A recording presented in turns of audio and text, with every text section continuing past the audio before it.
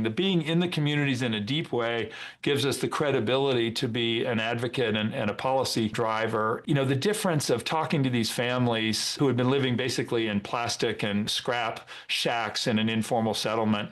With the partnership with local government, we'd given them the right to stay. And as I talked to each family, they felt physically safe for the first time. They're safe from the physical elements. But what was most striking over and over again was just the human dignity. If you don't have safe, stable, and affordable housing, all the other things we want, education, health, livelihoods, those don't work. Prominent CEOs, leading economists, iconic investors. Insights from the experts. The Walker Webcast with Willy Walker. See who's next. Welcome to another Walker Webcast. It is my great pleasure to have Jonathan Reckford, the CEO of Habitat for Humanity, joining me today to talk about, I would say mostly, Jonathan, leadership, but leadership in the housing industry, your career, what you've done with Habitat for Humanity, the impact that Habitat for Humanity is having on housing, not just in the United States, but globally, and some ideas you have as it relates to how we solve the housing affordability crisis, which exists both in the United States as well as around the globe. Let me dive in quickly with a quick bio on you, Jonathan, and then I'll come out with you a bunch of questions and we'll dive into our conversation. Jonathan Reckford is the CEO of Habitat for Humanity International, the global Christian housing nonprofit that has helped more than 62 million people build or improve their homes. Since he took the helm in 2005, local organizations in all 50 states and in more than 70 countries have seen 100-fold growth in the number of individuals impacted through housing solutions. A Morehead Scholar at UNC Chapel Hill with an MBA from Stanford and a Henry Luce Scholar in South Korea, Jonathan began his career at Goldman Sachs and later held leadership roles at Marriott, Disney, and Best Buy. He shifted from business to ministry as an executive pastor in Atlanta before assuming his leadership role at Habitat in 2005. Named the most influential nonprofit leader in America by the Nonprofit Times, Jonathan serves on numerous boards and councils and chairs Leadership 18. He is also the author of Our Better Angels, 7 Simple Virtues That Will Change Your Life and the World. So, Jonathan, as I did my research on you, St. Paul's School, Morehead Scholar at UNC, Stanford Business School, Goldman Sachs, you have clearly excelled at every stage of your both educational as well as professional career. And yet at the same time, as I listen to many interviews that you've done, there is a humility to you in the way that you look at the world we live in the way that you look at your role at Habitat, the way that you interact with people who talk to you on interview stages, that is not reflective of the success that you've had. How have you maintained your humility? Well, Willie, first, it's great to be with you. Thank you for having me on. I think attributed to C.S. Lewis, I'm not sure he said it, is humility is not thinking less of yourself, it's thinking of yourself less. And I think, the great trap of humility is as soon as you think you're getting good at it, by definition, you're not. And so I think for me, it's really about mission before me. So I think for all of us, it's do we doomed in doing something that matters to the world, and if we're focused on that versus ourselves, I think that keeps the right perspective. You came to that a little bit later in life. You ran for president of the student council at UNC, seemingly for the role and not for the ability to have an impact. Yeah, you have done your homework. So it's really true. And I think sometimes you don't have perspective in the moment. I think when I was running, it was because I wanted to do positive things. But I think sometimes when you look back, then I had the perspective that I was probably going more for the brass ring than for really out of a deep sense of wanting to serve. And I was blessed with a couple of amazing role models. And my godmother was actually the first woman president of Smith College, and she helped me get perspective on that. And one of her principles is if you seek power for its own sake, it's going to be inherently corrupting. But if you're pursuing a worthy mission, you'll get the power you need to be able to achieve it. But she did a lot of studying of autobiography, including writing her own best-selling one. And her view is you have to wait 10 years before you can objectively look at your own life. That's interesting. I have heard you talk about her as well as your grandmother being incredible role models for you. We'll talk a little bit later, Jonathan, about the need for housing to provide the opportunity for wealth accumulation as well as health outcomes and living healthy lives. But as you and I both know, successful careers also need not just housing and health, but they also need mentors. And you were extremely gifted, I would say, to have two exceptional mentors in your grandmother and your godmother. First, what'd you learn from the two of them? And then I think, secondly, do you think what you learned from them, and particularly about leadership, is distinct because they were both pioneering females? Yeah, I would say so. Starting with the first part, very different. My grandmother was not, as I got older, I realized not very well equipped to be a great mom to my mother and to my uncle, but she was an incredible public servant and had took all the sort of, she had a kind of remarkable but difficult life and took all the sort of hurt and anger and poured that into justice issues. And when every time I saw her when I was young, she would do usually two things. She would quote Micah 6:8, which was her favorite verse from the Bible. He has shown you, a man, what is good and what does the Lord require of you, but to act justly, to love mercy, and to walk humbly with your God. And then she would ask what I was going to do to be useful. And that was her view of the good life, is we're supposed to be useful to the world.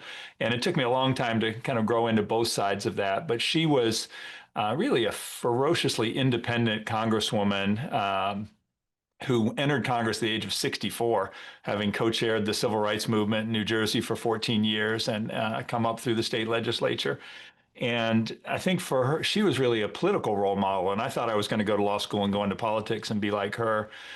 Jill Conway, my godmother, very different, Australian, a feminist historian who kept wanting to solve problems that led her to getting more and more responsibility. So she complained about the treatment of women in the University of Toronto, and they put her in charge of fixing it. She was then president of Smith College. She was demeaned by the sexist bankers who were running their endowment, and she fired them and learned a lot about it. Ended up being the lead director for Nike, Colgate-Palmolive, Merrill Lynch, and one of the big divisions of IBM. So incredibly accomplished, but always laser focused. And she had a gift that I've always remembered. When you were with her, her whole focus was on you, and regardless of all the sort of noise and chaos and responsibilities in the background. And I always respected that deeply. And if that's something I've tried to emulate from her side. I was surprised that she was the first female president of Smith College. I would have thought that Smith College had had female presidents since its founding. Kind of interesting that they founded a all-female college and then put a man to run the college, and it wasn't until your godmother ran it that a female actually had the opportunity to lead it. As you think about your leadership style and having had those two very impactful mentors, any influence as it relates to the two of them being female versus having male mentors? I think for their generation, they really were path breakers. So there was a determination and intensity to come through. I think there were very few women in Congress when my grandmother entered, and certainly there were almost no women who running universities. And so they had a comfort in sort of breaking through. And I think, I certainly absorbed learning from that, but they also had I would say both an intense determination to kind of improve the conditions around them. And I probably absorbed even more from that than from the gender side. But they both had a significant influence on me. I'm not sure that there are two jobs that I would less like to have today than being a member of Congress or being the president of of a university. But anyway, we'll leave that to the side for the moment. Um, when you think about giving back and what you have done with your career. You started in a place that most people would say isn't exactly the the the the the identity of giving back, Goldman Sachs, if you will. And by the way, I have lots of friends who've worked at Goldman Sachs, and there are plenty of very successful people at Goldman Sachs who go on to give back in fabulous and fantastic ways. So I don't mean that as a slight against anyone at Goldman Sachs, but Goldman Sachs, as it relates to a place where you go to start a career that will be one focused on giving back, is unlikely at the top of many people's list. But you sort of got to Goldman accidentally. You said previously that you had thought you'd go to law school and go into politics. You had been asked to interview at another Wall Street firm. You'd gotten an offer from Morgan Stanley to go work for them. Someone had put the idea in your mind that Goldman Sachs was a great firm. Talk through the story of how you ended up getting to Goldman Sachs, because I think it says a lot about your character. Well, I may say about my naivete and probably overconfidence at the time, but it's, I think it's great. I didn't know how unreasonable I was being at the time because this was not my world. I was an English poli-sci major. As you rightly said, I had been invited to interview with a different firm just because I was in a leadership program and on this scholarship at Carolina. I was so unprepared, and I suddenly realized I didn't want to go to law school. So I needed to come up with a new plan, and quickly was doing my homework. And each time I would go up to interview with one firm, I would kind of daisy chain that into an interview somewhere else. And I would not recommend this to young people from a career advice perspective, but I had had a great morning. I'd gotten an offer at Solomon Brothers, and I had about 7 hours before I needed to go back to the airport. And Goldman had not responded, and I'd only heard of this one guy who had been a number of years ahead of me at Carolina. And so I showed up and just asked if he would meet with me, and they said no. And I didn't have anything else to do, so I just said, "Can I wait?" And I just was doing my homework, in the lobby. And 3 or 4 hours later, he said, "Okay, 5 minutes." And I realized I was in totally the wrong part of the firm, but he had just been turned down by somebody from UNC coming out of Harvard Business School, and that irritated him. And so we ended up talking a little bit more. And then he sent me to the right place. And actually, this was one of those interesting lessons because the person who was running the analyst program, this was the beginning of the Wall Street analyst programs, looked at me and said, "Hey, we're basically done. It's too late. And what are you going to do if I don't hire you?" And I said, "Well, I'll probably either go to Morgan Stanley or Solomon Brothers." And it was, it was so interesting because suddenly it was less about me and more about beating them. But that led to, 20 interviews later, getting an offer. And I would say the hubris on my side was telling them I would learn finance faster than they could teach people how to communicate. And that was probably not completely right, but it was a great education. And I often tell young people, focus on where you can learn the most as we think about job changes or growth. And even though I probably wasn't a good long-term fit, I learned an enormous amount. It was a great 2-year experience, but I also learned I probably wasn't cut out to be an investment banker. And that really led to that big inflection point in my life where I wasn't leading the kind of life I'd imagined. I was working all the time. I was kind of acting out and partying, and I'd kind of hadn't paid attention to my faith. And so I really wanted a full change, and the loose opportunity to go move to Korea, created a complete break and chance to regain perspective. Had you already gotten into GSB when you got the loose fellowship to go spend a year in Asia, or did you take off from Goldman, go do that, and then apply to GSB? The latter. So I went with sort of ideas unknown, though more interested in business school. And after, the year in Korea working with I went to work on the Olympic Organizing Committee. Goldman got one of the first ever international equity offerings for a Korean company, and I was able to volunteer to get on that team and go to Korea. They didn't realize I was such a junior slave, but negotiated the job doing marketing for the Olympic Organizing Committee, which was preparing for the '88 Games. And then to my total shock, they said, "Hey, we have another thing for you." And I had lunch with the chairman of the Rowing Association, and they said, "We only qualify because we're the host country. We just fired our rowing coach. We see all this rowing in your background. Would you be willing to coach the rowing team?" And I told them I was completely unqualified and that was a bad idea. But to my shock, they persisted. So I left Goldman, went to the U.S. rowing coaching college in the summer, and the U.S. coaches were not very scared of the South Koreans. And it ended up, I ended up living in the training camp with all the Korean coaches and athletes for the year, doing a split of marketing work and coaching. And it was just life-changing in so many ways, being fully immersed in a different culture, having to learn so much about communication and leadership. And it also gave me the space and perspective to really think about, the next step and what I wanted. And that became a really deep year for my committing as an adult to my faith. And I also started thinking seriously about business school, but with the idea of learning the skills to run a nonprofit. And at that point, really, Stanford and Yale were the only business schools that integrated nonprofit management into their core MBA programs. And so I went to Stanford with the idea of going into nonprofit work. But then in business school, there weren't a lot of career paths for young MBAs at that point. I would say we've seen a huge change. If you think about, I'm old now, 35 years ago, it was not a mainstream idea that we needed professionally managed nonprofits. Now that really is a mainstream idea. But my new plan coming out of business school was I'll go learn in the private sector and then bring those skills to a nonprofit job because I didn't see a clear first step coming out of Stanford. Was there anything that made you jump and stay on the sort of what I would call the corporate path rather than looking at smaller firms like venture capital or private equity? I mean, I think about Stanford at that time and coming out of Stanford, the VC industry was in its, beginning to really start to grow. Technology firms have always been perennial recruiters out of Stanford, but you decided to go on to the corporate track and do Disney and then into the Circuit City and then into Home Depot. Why was it that you thought that staying on the corporate side was more interesting than doing something on the sort of VC or PE side of things?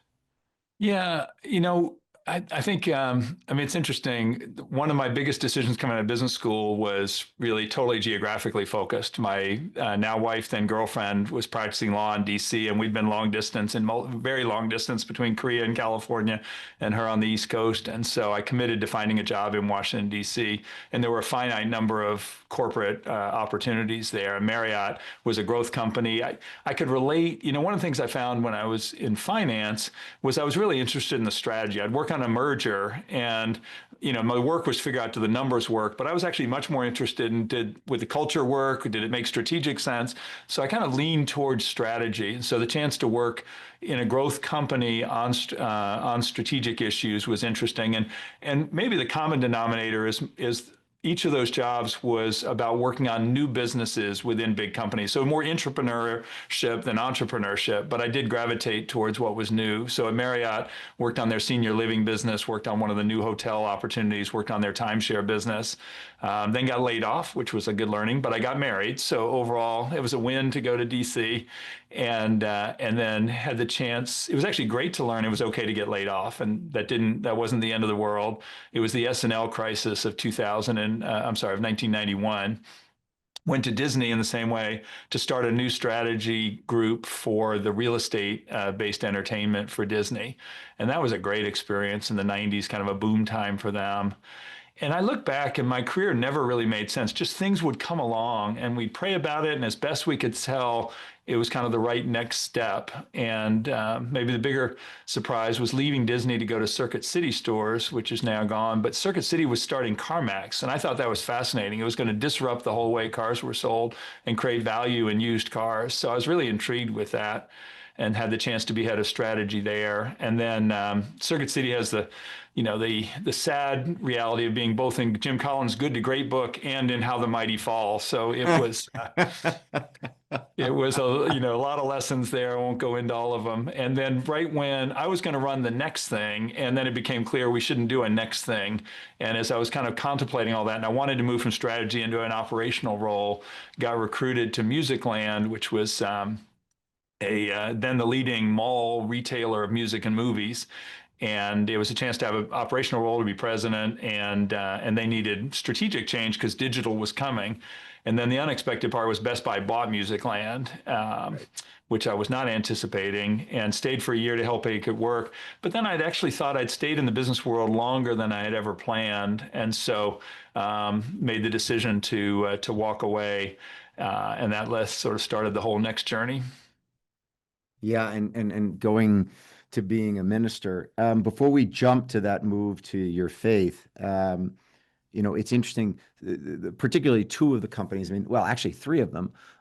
If you think back to Marriott in the day that you were there with Ballenbach, I'm assuming was the CFO when you were there. There was I mean, Marriott had a group of senior leaders at that time who went on to do really innovative things and there's an alumni network out of that time period at Marriott that went on to run big companies and had this huge impact. And you can then go to Disney and the exact same thing. And some of them did actually move from Marriott to Disney. And then you Correct. can say the same thing about where Home Depot was during that time, and Ken Langone and the management team that was growing Home Depot at that time.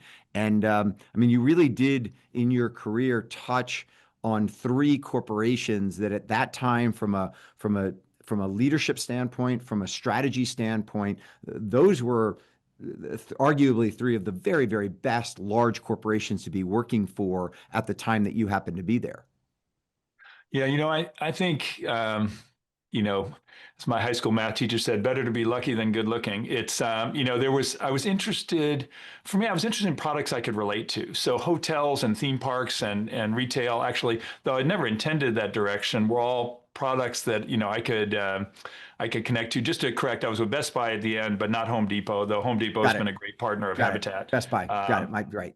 Though Yeah. also at that point was a really innovative company. And what I learned there is they nearly died and reinvented themselves. And in Yeah. retail, that's actually really unusual, because usually you don't get a second chance. And so I actually learned a lot there. And I look back and actually learned so much at each of those places. And I agree with you on talent. Marriott was a real talent creator and recruiter. I wasn't with Bolenbach, but John Dasberg, who then later ran Northwest Airlines. You had the lineage of Gary Wilson. You had a ton of folks at Disney who'd come from Marriott. And so exactly right. And it was, and good lessons too about, the right strategy for the right time. Marriott was an innovator in syndicating hotel properties to sell them and was way out in front of other companies, but they didn't react well enough to the '86 tax law changing and losing passive loss for investors. And so for your real estate investor world, so when the S&L crisis hit, suddenly Marriott couldn't turn over any of their commercial paper, and they were nearly bankrupt. Pepsi actually gave them $500 million, and that's why you won't find Coke in any of the Marriott properties. That floated them. But it was a rough period in the early '90s for everybody in real estate, I think, for when the S&L world blew up. It's funny that you mentioned Gary Wilson. I'd gone down after business school to Latin America, and I started up an airline, and then did a brief stint in private equity, and was kind of trying to figure out what my next step was going to be. And I was introduced to Gary, and I flew out to LA to meet with him in his gorgeous house in Beverly Hills. And we're sitting in his office off the back of his house. And he says, so what do you want to do? And I said, well, I've been on the finance side of things, and I've actually run an operating company, and I really want to go and run an operating company.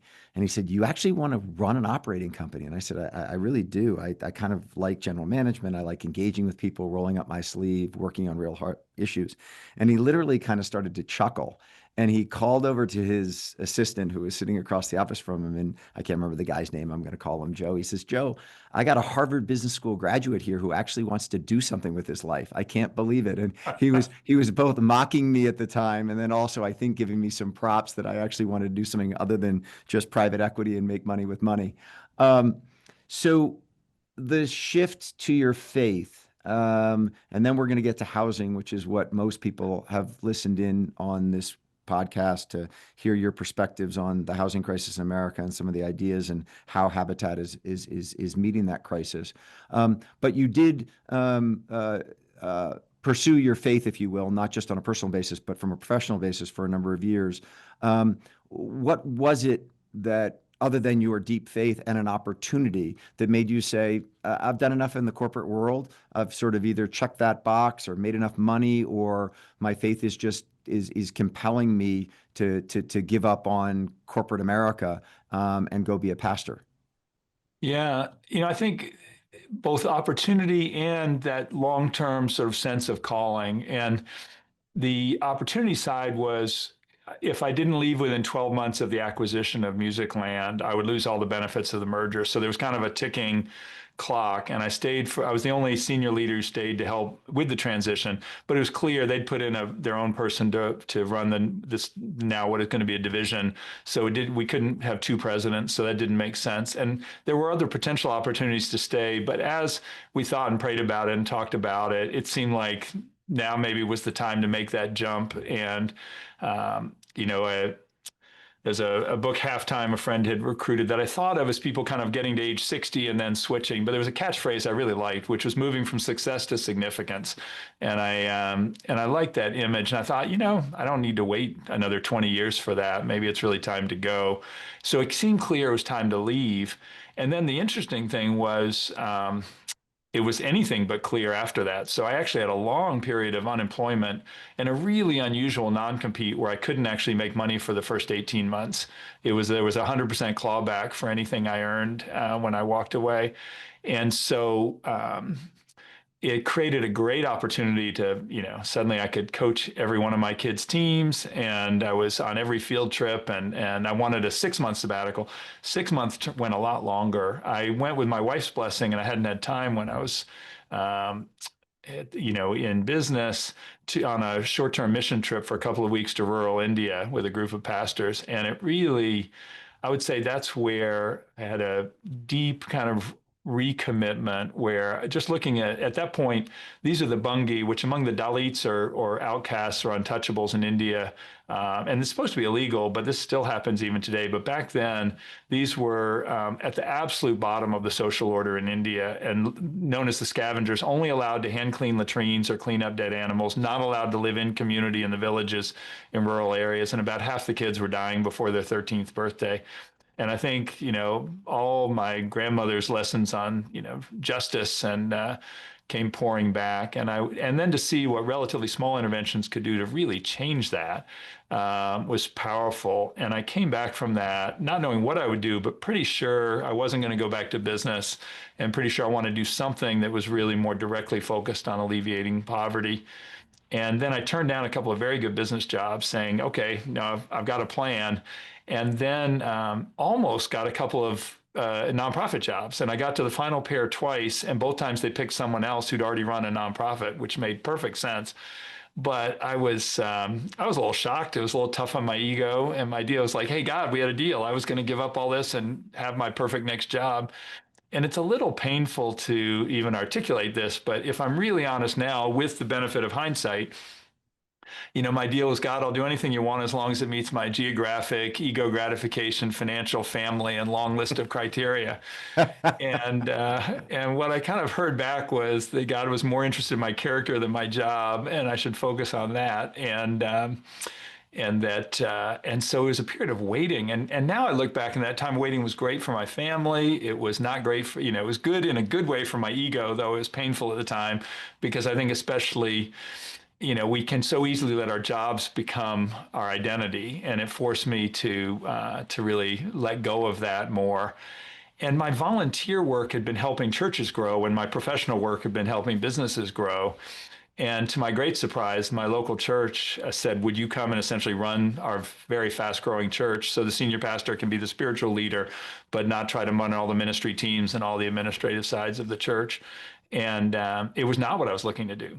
And everyone I trusted for career advice said, don't do this. It's a mistake, which did not feel good. But we really had a sense that this is what I was supposed to do. And it's so interesting because right when I said yes, I was in a conversation with a search firm about the chance to run a small internet retailer that seemed like a great opportunity. And I remember telling the headhunter, I've decided I'm going to go work for my local church. And I thought, I will be off the grid, blacklisted. This is it. And two things are fascinating. One, working at the church turned out to be the perfect complement to my corporate career to actually be ready for Habitat.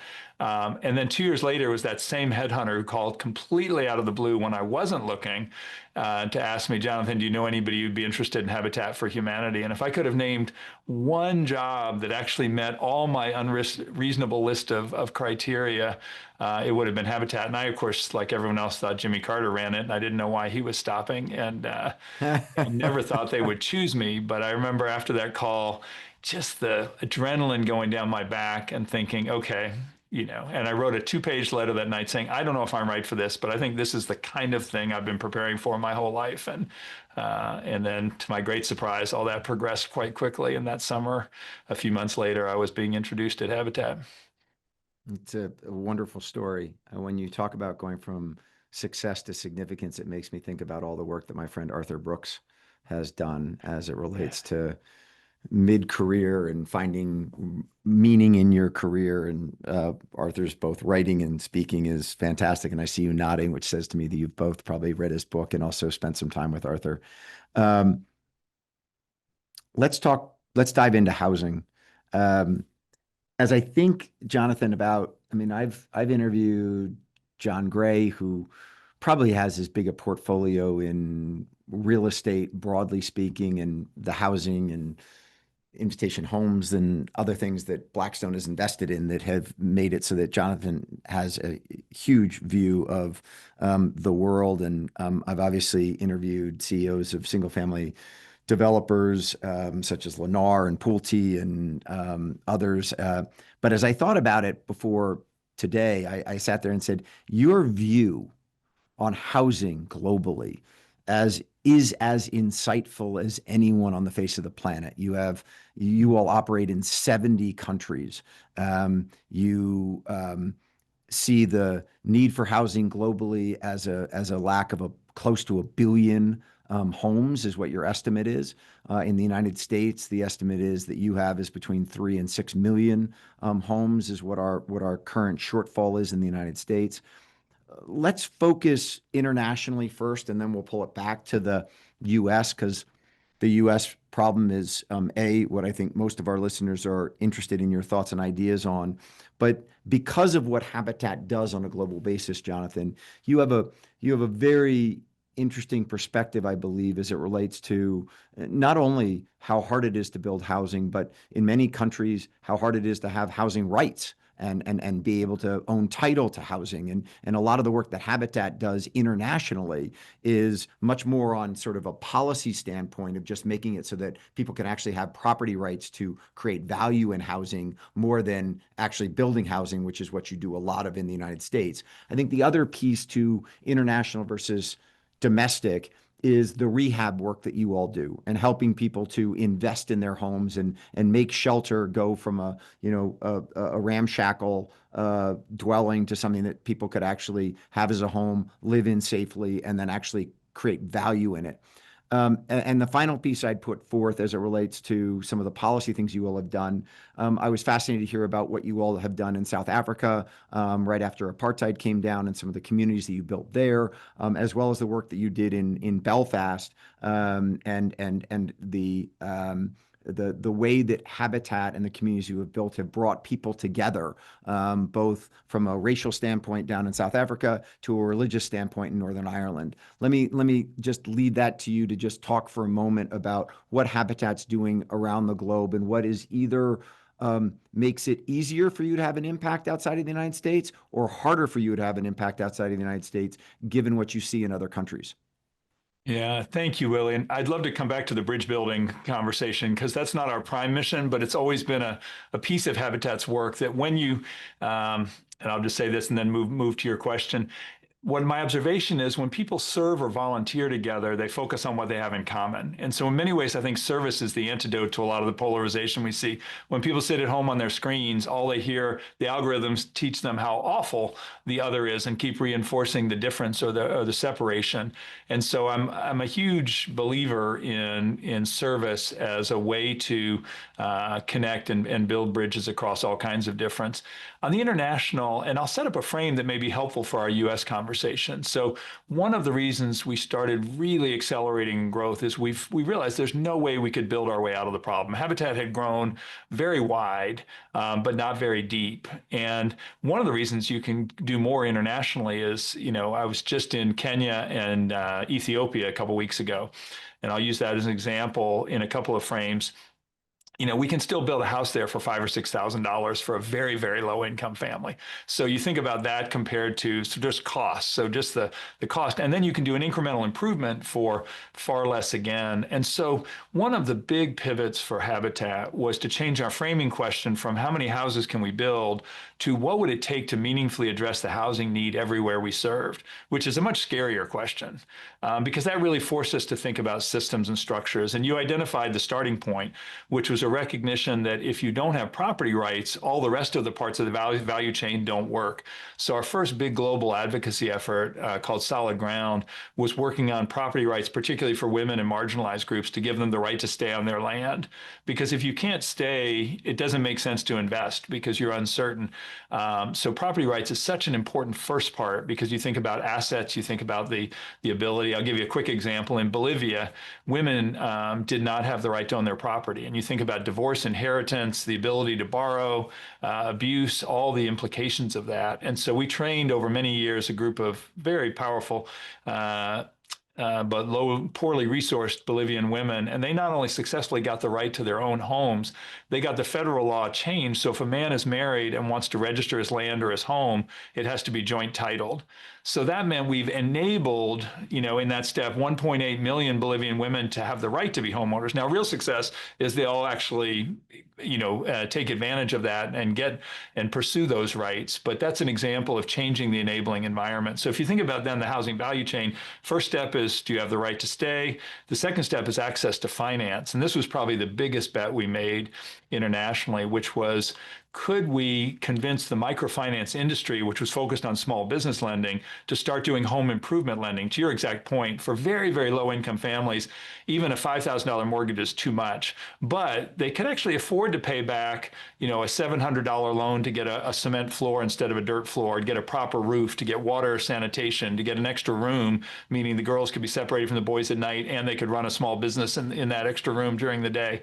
And so we started with a group of experiments, and then 12 years ago launched Microbuild, a wholesale debt fund. We borrowed $90 million, launched a $100 million fund. And I'm so proud of this. Now we're winding that fund down and getting ready to raise a much bigger fund.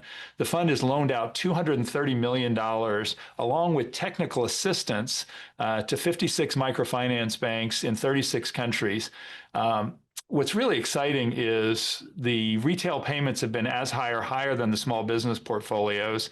We're on track to pay back the debt and a nominal return to our equity holders. But what's really exciting is those 56 microfinance institutions have put 1.1 billion of their own capital in now. So they're actually seeing the market opportunity, and that's directly helped 1 million people and helped millions more have access because now there's a way to get a home improvement loan. So that's been a big win. And then the next step for our Center in Innovation was around building materials and skilled labor. So how do we improve the quality and price and access to good quality building materials? And then the last, which is complicated, is education. So how do you help? Now a family can stay on their land, they can get a loan. How do they know how to manage that process, which is not easy for any of us to do if we're not trained. And so we've tried a whole array of ways to do local retail technical assistance, a new one that's way early to decide if it's working. But in the Philippines, Kenya, and Peru, we're actually doing web-based home improvement TV and radio to train people on how to think about doing home improvements. And that's reaching millions of people quite cost effectively. So I share that because when we started a lot of that work, the thesis was that the U.S. market and the global north, largely the markets worked.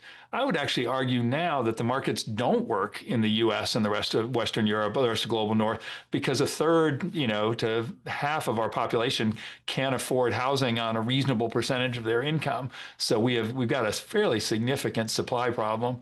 But I think the international work, we're trying to take the principles of that and then think about how can we bring those back. But if I take my visit a couple weeks ago in Addis, had a chance to visit an informal settlement I'd been in 9 years ago. And it's so important that we both build and do the systems work because I think they're mutually reinforcing. The being in the communities in a deep way gives us the credibility to be an advocate and a policy driver. And the difference of talking to these families who had been living basically in plastic and scrap shacks in an informal settlement. With the partnership with local government, we'd given them the right to stay. We'd allocated land, and we built, in this case, this was a small group, 10 very small row houses with then a shared kitchen and shared latrines for the 10 families, tiny little houses. And as I talked to each family, it's a lot of stuff you would expect. They felt physically safe for the first time. They have a door they can lock. The kids can be in school. They've got access to water without having to pay high prices for it. They're safe from the physical elements. But what was most striking over and over again was just the human dignity. They said, now I'm not ashamed of where I live. I can invite friends over to my home. They felt like now they actually, belonged in their community for the first time. And I think that's where you're a housing guy, you understand. In some ways, it's not the only need, and it's certainly not sufficient. But if you don't have safe, stable, and affordable housing, all the other things we want, education, health, livelihoods, those don't work. So I really would argue that housing in many ways is the prerequisite for those other pieces. And meeting with the Africa Union, which is headquartered in Addis, and with the housing minister of Ethiopia, we were in the conversation because the formal housing policy has moved. They only want to build mid and high-rise apartments for civil servants with their affordable housing money. And I think that's a good thing to do, but clearly insufficient when you've got 70% of the population of Addis living informally. So we were making the case, absolutely do that, but also invest in formalizing and regularizing land, because if the government can set the right enabling environment, the families can do the building and upgrading. We can do market systems that can allow that to happen. So we were going for a both-and conversation because the government won't build enough of these mid-rise buildings to actually come close, and they're addressing an important segment, but that's a segment that still leaves out about half or 60% of the people who need housing in the capital. When I first got out of college, I went down to work for Action International in Paraguay and learned the small loan business, and then took that and put it into another foundation. And it's interesting that you've now taken the microfinance industry and moved it into the micro mortgage and micro home improvement loan industry. It also makes me think about when another country can replicate what we have in Fannie and Freddie in the United States as it relates to a secondary mortgage market, because that has obviously been one of the great gifts to the American housing industry as it relates to allowing banks to get those loans off of their balance sheets to go put capital back into the communities and allow for Fannie and Freddie to provide capital in the secondary market. A lot of what you just talked about on an international basis, and you started by saying, Jonathan, that you look at the US housing market and you look at some of these emerging housing markets and you sort of say, maybe we've got it backwards now, and maybe we're the ones who need to do some catching up on what we're doing. Housing in America has become wildly unaffordable. It's one of the reasons in our last earnings call, I underscored the affordability issue as it relates to underscoring the strength of multifamily right now and over the next several years, as we have a real single family housing crisis in America as it relates to affordability. I have heard you talk about how we've gotten to where we are, with the GFC wiping out most of the independent home builders in America.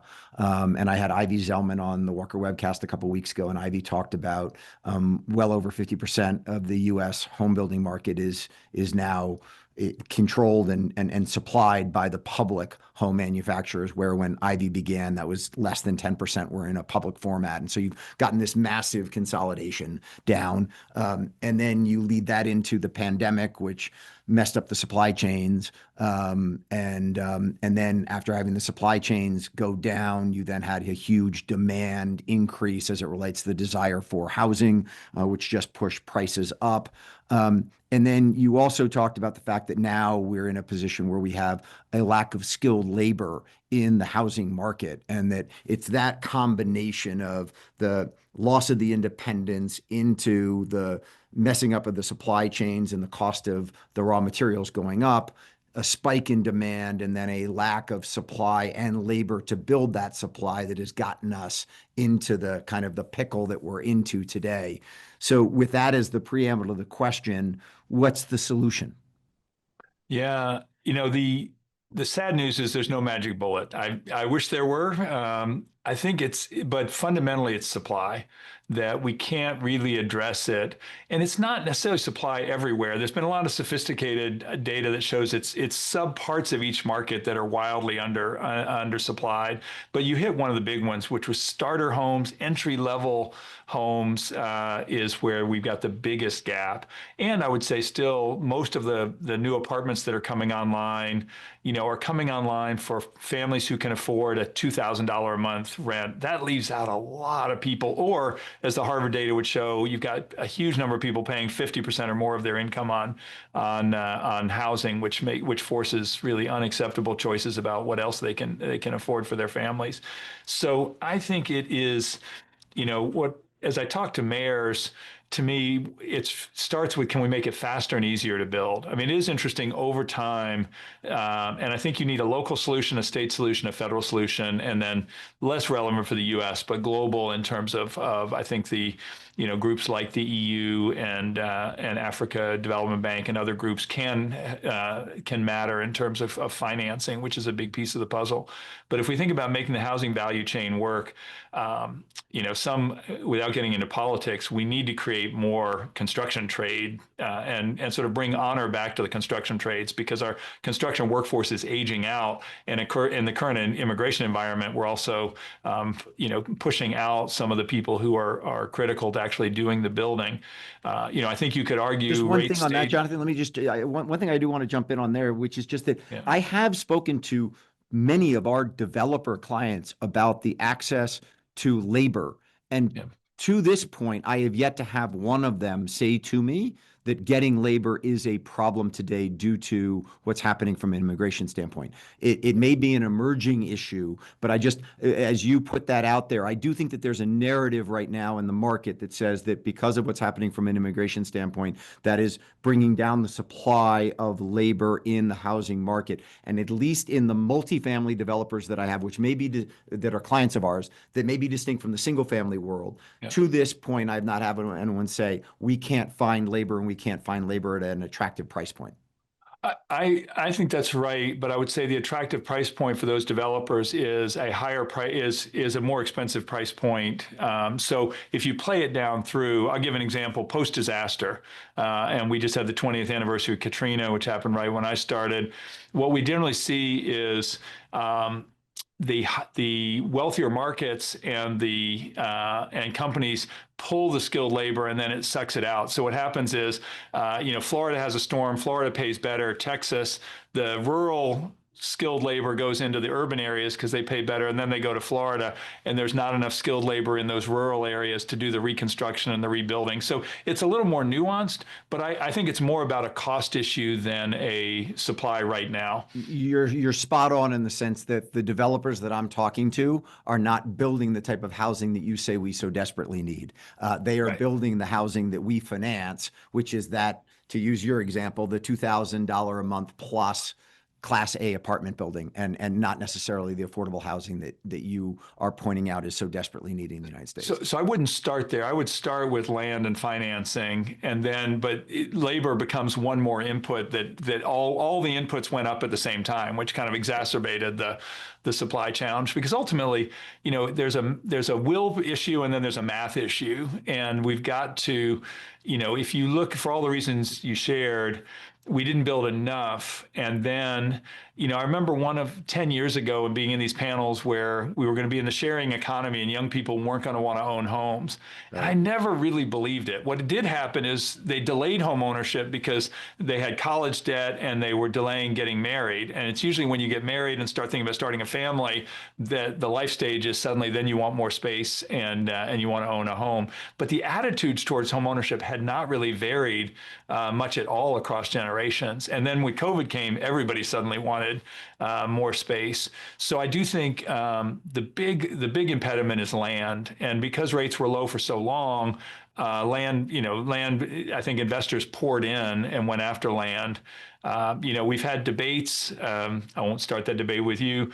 I think it can be overstated that the private equity owner, buying up housing had a huge I impact heard on the you mention market. that. I heard you mention that housing going from being a place you live to being an investable asset has been another contributing factor to it. But if you look at the large private equity firms and their ownership of the housing stock in America, it's less than 2%. And so while I listened to Elizabeth Warren Yeah. in the Senate Banking Committee go haywire on private equity ownership of housing in America, it's less than 2%. And so I'm hard pressed to think that Blackstone owning single family rental companies is what's distorting the market. I tend to think it's not a driver. In specific suburbs of specific growth markets, it's probably exacerbated the issue. But that's pretty narrowly cast to places like Charlotte and Atlanta and a few others. But I agree with you. I don't think that's the main driver. I think the main problem is the population has grown in those markets faster than the supply, and therefore you've got an imbalance. And this goes to both of the will and the math. I think if you're a developer, you're gonna build until it's saturated at the higher end because there's more margin there. Right. And so the question is ultimately, how do you make the math work for we're the warmest hearted developer you can find, and we can't make the math work anymore. That house in Atlanta that appraised not that long ago for 150,000 is now appraising at 300,000. Fantastic for the families who already have a home, not great for all the families who aspire because incomes have gone up just a little bit. So I think there are some interesting solutions. So one, at the federal level, which I know your cohorts would strongly appeal. Even though we don't do rental, we strongly support the low-income housing tax credit because that's been a great vehicle for creating supply. Now, you could debate about whether there should be a longer tail on lasting affordability because we're losing more units than we're creating right now, which is a challenge. On the home ownership side, there are a couple of different things we would love to see. At the federal level, the Neighborhood Homes Investment Act is something we have bipartisan support for. We think this could be a great vehicle for historically more distressed cities and/or that part of town that hasn't kept up in the growth. So you could pick a Buffalo, you could pick parts of many cities that have not grown at the same level. What this would be a federal tax credit for the situation. Detroit and New Orleans would be an extreme example where you could buy a house relatively affordably, but by the time you fix it up, it won't appraise for what you had to put into it and to do the repairs. This would be a tax credit that would cover that gap. We actually believe that could help hundreds of thousands of units be preserved and be on the market and create home ownership opportunities and then sold to income qualified buyers. We think that could be one of the faster ways to get a lot of units moving. I think the next, and you've got some mayors doing some of this. Our Atlanta mayor, they just said, hey, if you bring a mixed income or affordable project, we're going to fast track your entitlements and put you at the front of the line. So that's something that actually doesn't cost the city very much, but actually is worth real money to a developer in terms of making it faster and easier to build. If you look at, I think actually Tokyo is a fascinating example. If you think in 70 years, Tokyo went from wooden shacks to one of the largest cities in the world with all gleaming skyscrapers, but they always made it easy to build. And so the transitions were never that hard. And they also kept those neighborhood feel even as they did that constant upgrading. And I think we've made it very difficult to build in the US in some markets. And we've certainly also become economically segregated. And that's a whole nother conversation. So what's happened is we have forced all the affordable housing into sub-markets and locked them out of a lot of communities of opportunity. And long term, that's bad for everybody. Does Habitat, I heard a couple examples as you talked about what Habitat's done for a mixed use and mixed income community in Minneapolis, for instance, and some of the work that you've done on a policy standpoint in Minneapolis to increase density, where you got it, the laws changed from single family to dwellings that would allow for up to 3 units in it, and then some of the work that you all did in Portland, Oregon, where you got legislation passed to allow for ADUs to be put onto properties, which is all great.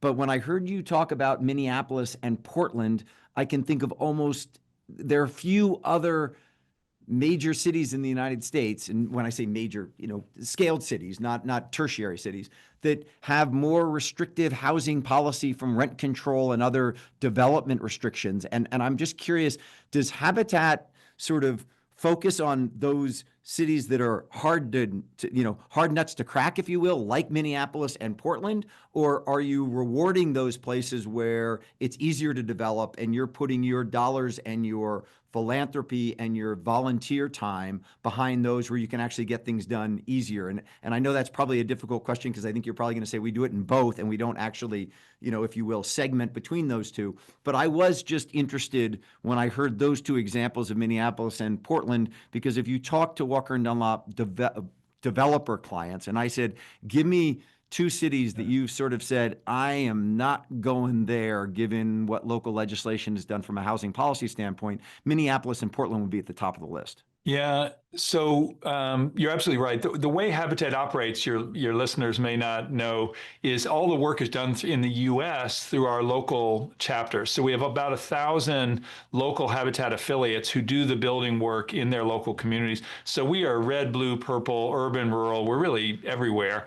And so it is an issue, in a way, we're local everywhere, and we do work in all these communities. I would say the sweet spot for us was actually the places largely, we work everywhere, but when you think about the big Habitat affiliates, though Twin Cities would be one, it's places like Dallas, Houston, Austin, Tampa, and Jacksonville and Orlando. It's Nashville and Birmingham. It's Atlanta and Charlotte and Raleigh, places where historically we could build a lot of single family relatively affordably. The crisis for us in a way is those markets, not that New York is impossible or California is impossible. It's that those markets have all doubled in the last 5 years because so many, and that's in a way that's really where the affordability crisis suddenly is showing up. And so I think it's interesting in the Twin Cities, and you actually could differentiate St. Paul from Minneapolis. It's too early. You got rent control in Minneapolis and you don't in St. Paul. The other way around. St. Paul tried to put in rent control and it failed. And then they pulled back because when they put it in, all the development, nonprofit and for-profit, stopped and went across the river. And then the city council said, well, we didn't mean that. And then they undid it a year later. Berlin did exactly the same thing and with the same result. So in general, my bias would be towards things that don't constrain supply, because we actually need more. If your problem is supply, I would say the way it's been implemented, I'm actually in favor, very much in favor of soft density, whether it's accessory dwelling units or being able to build multiple units on a single family lot, because you've probably seen the maps of every major city in the U.S. Most of the city is designated single family only, and there's no question that is constraining. And rather, the image is we're going to build high rises in every residential community. That's not going to happen. But we need density near transit. And then I think if you can fit, I think ADUs is not a magic bullet either, but it does create more housing opportunities in areas. Habitat in Seattle has an example where they've got permitting to put in 4 tiny units on one lot, and those become starter homes. They're not perfect, right? These are little tiny condos, but it gets a family in the game. So first time now they can build a little equity, and then they're on a path to be able to buy a larger home over time. And it means they get into a community of opportunity, because if you look at the Raj Chetty data, it's really overwhelming, that low-income kids in mixed-income communities still kind of experience the American dream. Their social mobility is pretty positive, but low-income children in areas of concentrated poverty really have no mobility. And my hometown of Atlanta was 49 out of 50, for social mobility, even though it was pretty good on affordability, because in fact what we have done is concentrated these low-income families. And so that is why we're really focused on how do we create ultimately mixed income communities, which I think is better for everyone, the data would say. But I would say it's understandable when someone's primary asset is their home, they suddenly get much less friendly about letting anything happen that they perceive, rightly or wrongly, that could hurt their property values. Yeah. That gets back to your comment as it relates to private equity firms and housing going from being a place to live to an asset. But I guess there are 2 other things that I want to touch on before we run out of time. And I know I'm going to run out of time with you, and I could keep talking for another hour. The first one is I've heard you talk about land and that many cities in America have a lot of land that Yep. can be turned into land for housing. And I was very hopeful at the outset of the Trump administration that Interior Secretary Burgum, who talked extensively about, if you will, uh, energizing the asset side of the U.S. balance sheet. Yep. I thought that his idea to take public land was going to allow for things like military bases and a federal office building that's no longer being used and allow them to take that land and turn it into housing and be able to create density inside of American cities. And as you know very, very well, Jonathan, his ideas basically hit a very solid brick wall in the big beautiful bill and had no political support in it, and as a result of it died pretty quickly. I think mostly on the environmental concerns as it relates to taking national forests and turning them into development sites rather than trying to use some of this land that's in urban settings owned by the federal government that could actually make an impact on the housing supply issue. But your comment on cities owning land and converting that land is an interesting one. And there, I would assume that governors and mayors have the ability to entitle that land and either sell it or do a leasing of that land to allow for more density. And then the other one that I'd love you to touch on before we run out of time is just manufactured housing and modular, because the manufactured housing, I mean, you can basically get entitled to build a nuclear power facility in the United States easier than you can get entitlement to build manufactured housing or turn something into a manufactured housing community. And that would seem to be the easiest place for us to start to build modular housing or to build mobile home parks that would allow for huge supply at a relatively low cost. And yet we can't get the entitlement there. I thought that what Burgum was going to do was going to allow us to get some real inroads there. And then the other one on that is, why do you think it is that none of this manufactured housing or modular housing has been able to actually create a business case that works? I mean, Katera is a fantastic example of Yeah. billions of dollars going to no end. There's still some startups that are out there, but when I've spoken to CEOs of large single family home manufacturers, not a one of them says that there's a technological innovation coming down the lane that is going to really bend the cost curve and make it so Yeah. that we can create housing at a cheaper cost. So could you touch on land and manufactured housing or modular for a moment before we have to end?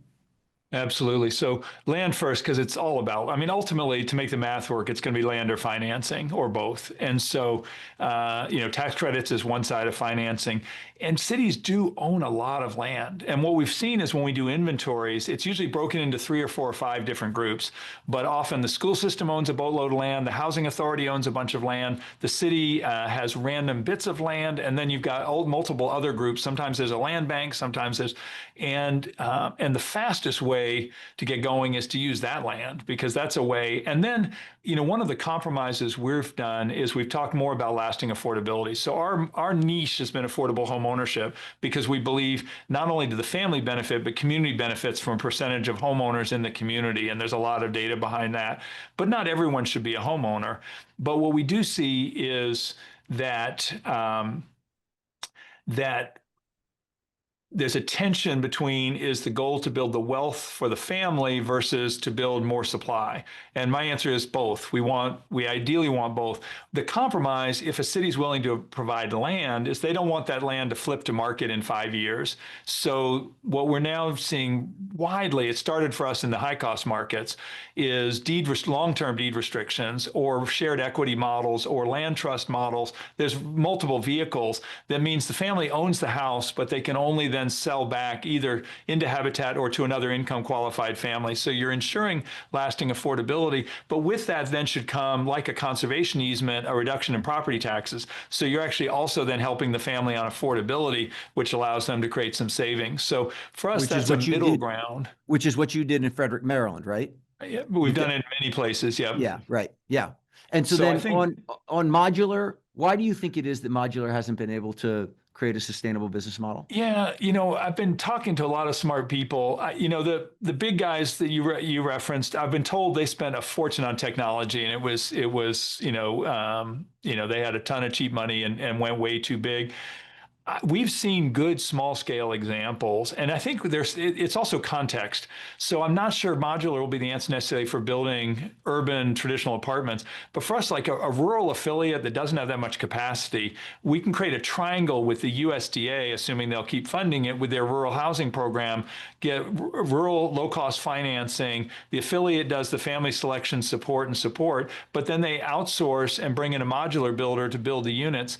They can then build a whole neighborhood instead of building one or two houses. And that could accelerate much faster because we have a rural housing problem as well. So I'm actually very enthusiastic about that, but I think it's going to be context specific. I think manufacturing housing has a bad reputation that's out of date. Modular, you've seen, you can build $10 million modular homes. You can build very simple modular homes. So it's not the fact that it's built in a factory, it's what you decide to build. And that's going to be spec'd to the desires of the community. But it should be more efficient if skilled labor is tight to build in a factory and assemble on site if the transportation is reasonable. So it's not I don't think it's again, no magic bullet, but I do think it's going to be a growing opportunity. I met one very smart guy who's a leader in 3D printed auto parts. And his thesis, though it's this is early days, is you should 3D print the panels in the factory and then assemble on site. That's going to be the sweet spot over time to minimize materials cost and actually start bending the curve. To be determined, but I do think there can be. Manufactured housing would claim they can get about 25% cheaper, building in the factory, but you've got to but it is very context specific. And when you get in cities, it's a little tougher. It's easier to do that in a new suburban neighborhood than it is to navigate, power lines and traffic lights and everything else to bring that stuff into a downtown environment. So, but I think we need all of it. My view is the more the better.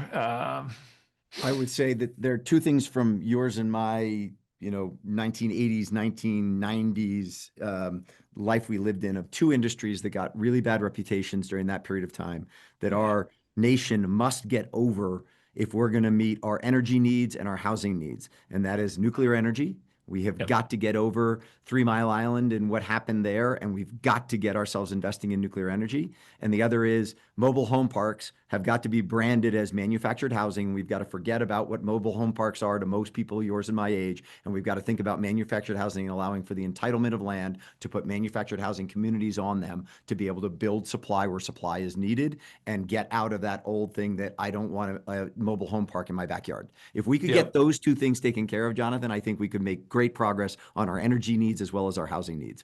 Well, we started the conversation about Charlottesville, and I'll maybe close with a nice example of that. Charlottesville, a lot of mobile home parks are getting redeveloped, and they're just evicting everybody.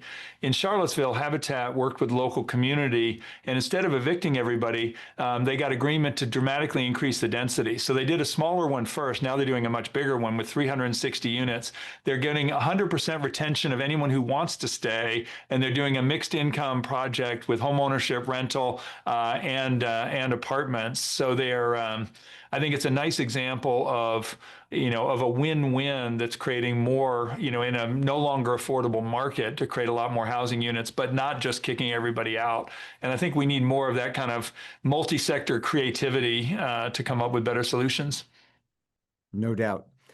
You have been very generous with your time, and I have run over dramatically. I usually stop right at the bottom of the hour, but you and I were too into an incredibly important piece of this whole thing. So I'm going to have you come back for part 2 of this discussion and talk about some other things in more detail. But Jonathan, thank you so much for joining me. It's been a real pleasure.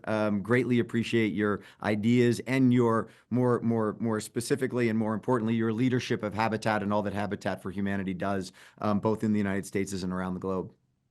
Oh, Willie, great to be with you. I enjoyed the conversation. Thanks so much. Great. Thanks, everyone, for joining us. Have a great day, and we'll see you again next week. Thanks, Jonathan. Thank you.